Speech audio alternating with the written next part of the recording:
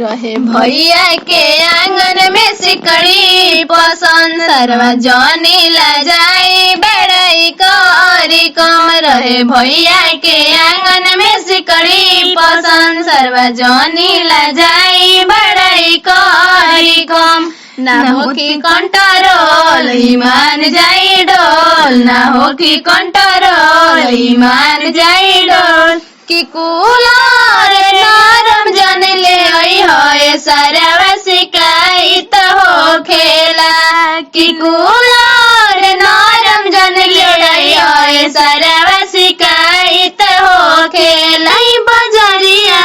भैया के सरवा नहीं बजरिया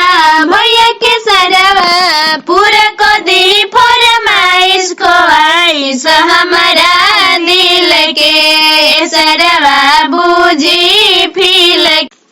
जौन बारे में बिया नए नए साल होई जइब बेचैन तुए साल जौन बारे में बिया नए नए साल होई जइब बेचैन तुए साल किसी कड़ी पितरी जन ले आई होए सरवा शिकायत हो खेला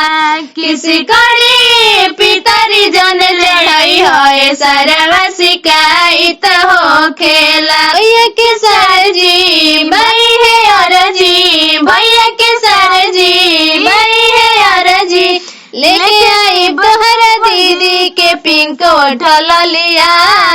ले आई की पिंक उठल लिया कि फ्रिजवा नरम जन चढ़ाई होए सरवा शिकायत हो खेला कि फ्रिजवा नरम जन ले आई होए सरवा शिकायत हो